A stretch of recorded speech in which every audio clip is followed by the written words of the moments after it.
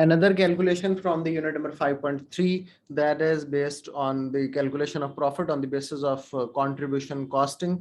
Now, if you people remember what was contribution costing was the method of calculation of profit in which variable cost is minused from the selling price. As a result of that, we calculate the contribution, and usually we calculate selling price on the basis of that variable cost only.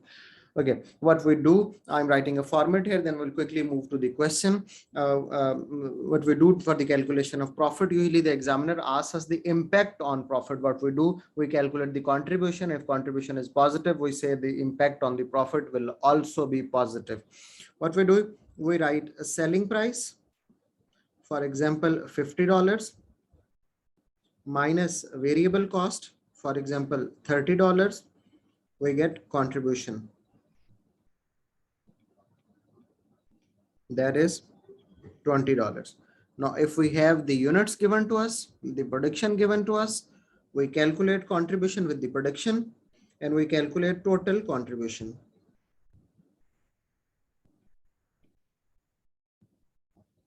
$20 multiplied by 1,000 is equal to $20,000. And when examiner asks us that what is the impact on the profitability of the company by introducing this new product or this new venture or this new feature, we say the profits will rise by $20,000. There is a reason behind that. The reason is that fixed cost can be ignored for new products of existing businesses.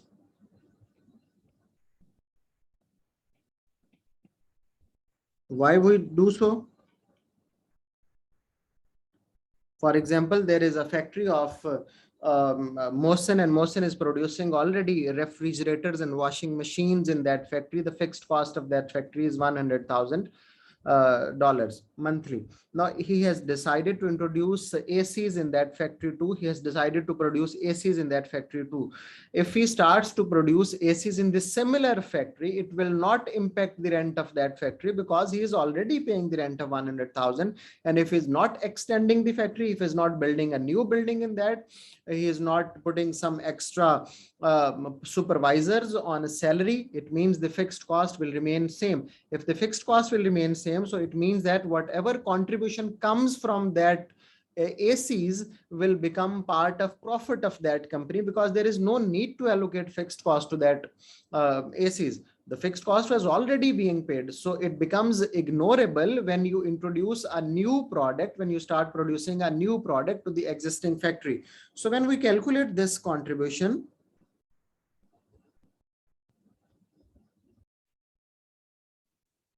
okay, Bacho, let's try to do a question on the similar technique that we have been that I taught you abhi thodi der pehle, and we'll try to calculate the impact on profit. There is a case study given to us. This company that is called, the company has been given an order from Superfood company.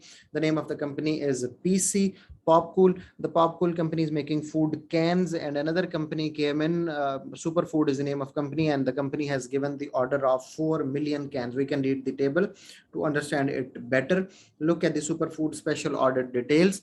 PC's annual production capacity 50 million cans. It means the maximum number of units that PC can make is 50 million.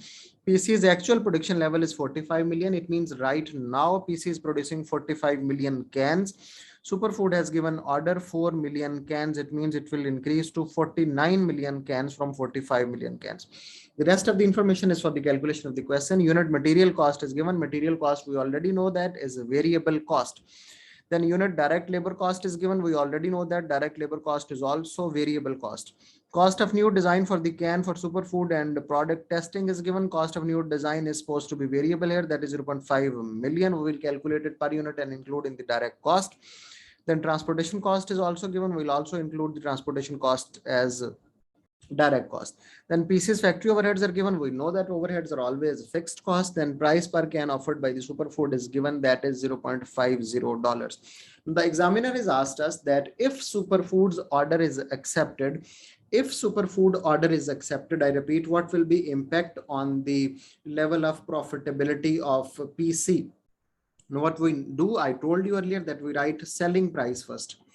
The selling price is given to us, that is in the last column. If you can see, price per can offered by Superfood is $0.50. What we do next, we minus variable cost. Variable cost we need to calculate because there are number of variable costs given. First of all, unit material cost is given. Material cost is variable, that is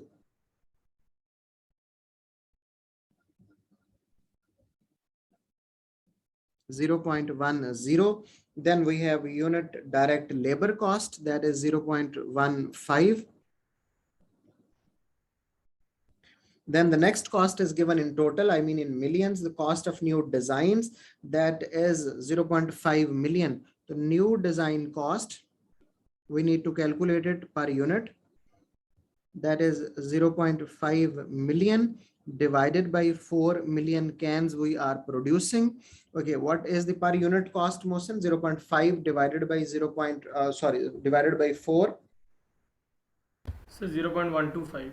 0.125 per can cost is of designing cost, 0.125. Okay, this is designing cost, 0.125. The next cost is that is given to us is the transportation cost, that is also given in total. Transportation cost, that is what? That is 0.1 million. 0.1 million also in millions, it means total divided by 4 million cans. What is the answer of this? 0.1 divided by 4?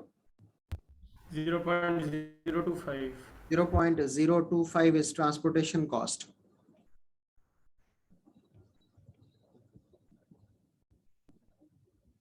Okay, we total all the variable cost and the answer is $0.4. So variable cost we have calculated, that is $0.40. Okay, we minus both and we get contribution. 0.50 minus 0.40, answer is $0.10 per can is our contribution. Now we can calculate the total contribution. We know that how we calculate total contribution.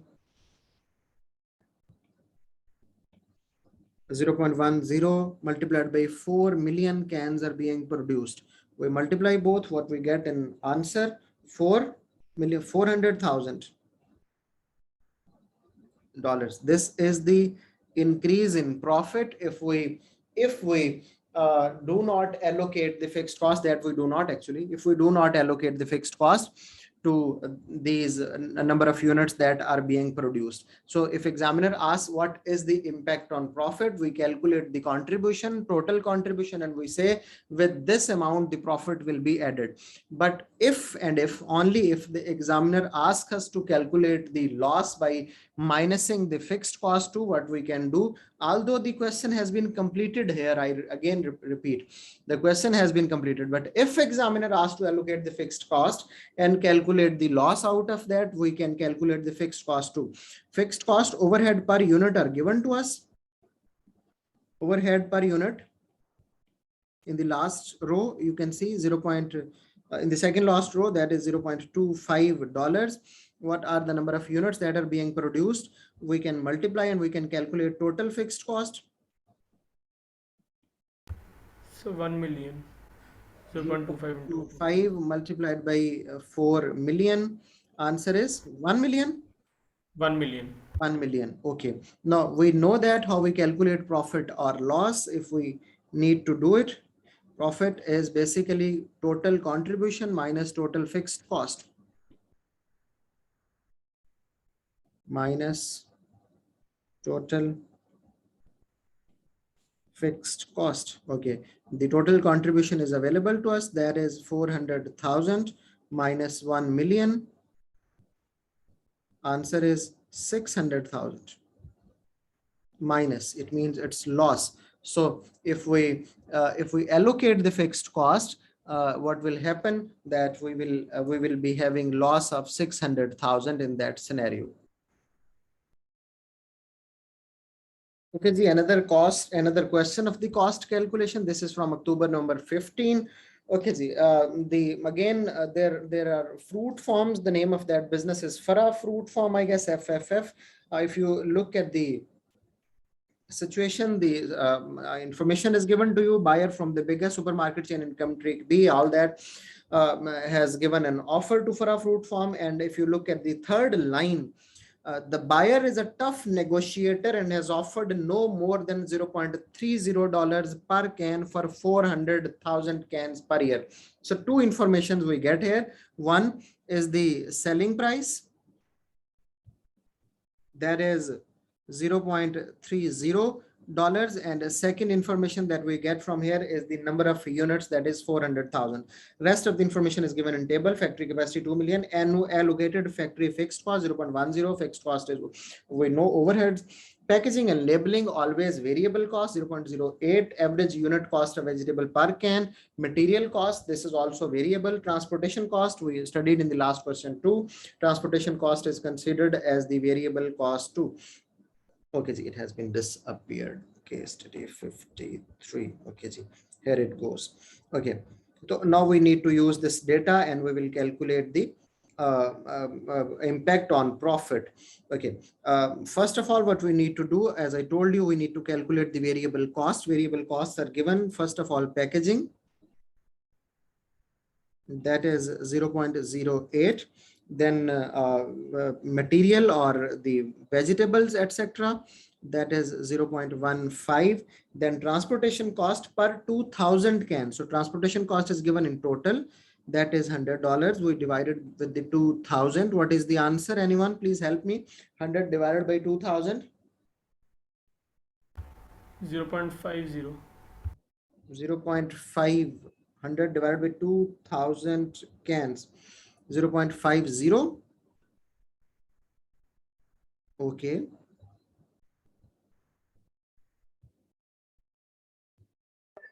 0.05, sir. 0.05, kids. 0.05. Okay, we total it, what we get? Well, I guess we get $0.28.